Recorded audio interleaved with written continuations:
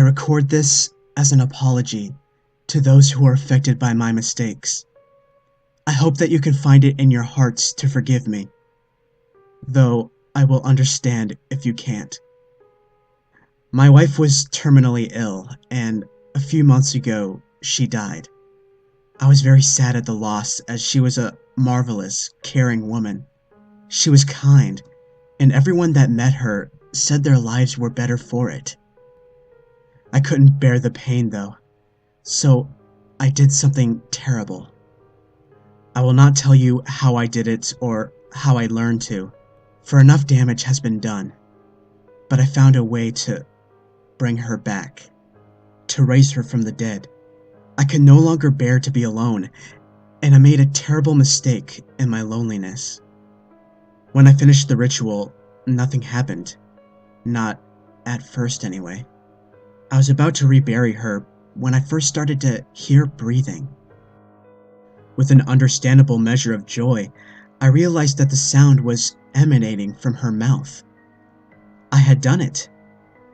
At the time, I could not fully understand what it was, but in my blissful ignorance, I carried her home.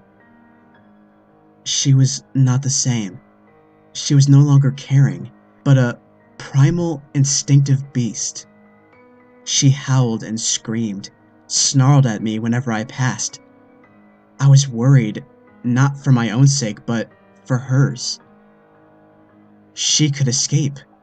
She could go out and do something to get hurt. Let the record show that it was for her own good that I locked her in my basement. I never meant to keep her that way. I never knew that my actions would set a chain reaction of unfathomable horrors into action.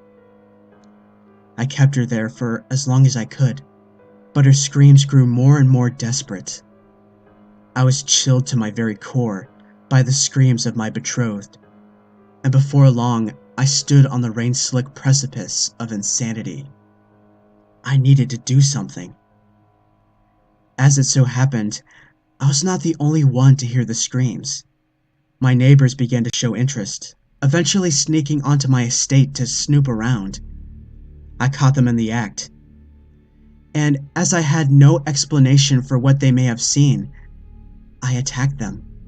I didn't kill them, but they were unable to leave of their own accord, and as I feared the consequences of letting them go, I locked them in the basement with my wife. This was my second mistake. The first, of course, being that I raised her in the first place. That night, I knew the sound of crunching bone. Upon my awakening in the morning, I went down to check on the neighbors. One was gone. The other was wide-eyed, cowering in the corner and covered in blood. Something else was off too, though at first I did not know what. Then it hit me. The screams had subsided. My wife was asleep. She had fed, and now she slumbered. All this time, the screams were of hunger. I shut the door and went to lie down. She lasted a few more days, obviously feasting on the other neighbor. It seemed that she only needed to eat once every few days. Now, I'm not proud of what I did next, but I didn't know what else to do. I went out at night every few days, around the time that only a few people would still be around. I stalked the streets and attacked people who walked alone. I would take them back to my wife and leave them in the basement. I would often wake from my slumber to hear their screams, their cries for help. This would only rouse the beast. It would never last longer than a minute or so. 10 minutes of crunching and gurgling pleas later, the deed would be done, and I could rest easy for another few days. Although I did not kill anyone, I may as well have. It was my actions that brought about the deaths of so many, and my actions that robbed so many of loved ones of closure. How many torn and bloodied rags did I have to burn? How many personal effects were destroyed by my hands? I lost track of the numbers, but surely even one is too high of a number. I was kept awake by its screams, and it shall henceforth be referred to as it, for I have come to the conclusion that this monster is not my beloved. So I fed it, a night of rest for the lives of so many. Day by day it grew stronger, its strength either increasing or returning, for I know not what horrible beast is now in possession of my wife's body. And as time went on, I was forced to bring home more food, bigger people, men, 2 women, a woman and a man. Eventually, it was eating a full-grown man every day. I knew, in some corner of my mind, I knew that this could not go on forever. I could not keep taking people. I was in danger of being caught, and though I deserved to be, fear took hold of me, and that, I suppose, is why I let that charade go on for as long as it did.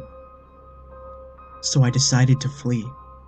I had just packed my bags when I heard a knock on my door.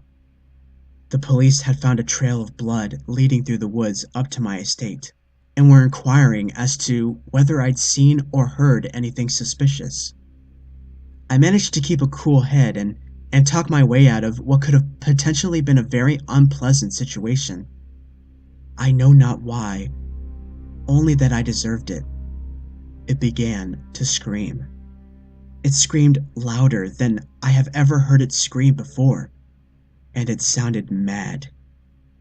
The police instantly drew their guns and went in, thinking perhaps some horrific predatory beast had made its way into my home. They eventually found my basement door and threw it open. Slowly, ever so slowly, they descended the stairs. I was at a loss for what to do, so I did the only thing I could think of in the heat of the moment. I shut the door. Throwing the bolt across, I ran to my quarters and grabbed my bags, making for the door. The screams of the police haunt me to this very day. I heard the sound of splintering wood as that thing burst out of its cell. It was now loose in the house. I ran as fast as my legs could carry me out of there, out into the streets of the town I had stalked, and to a train, and I left that place far behind. My old home is a ghost town now, splashed with blood, yet no bodies remain.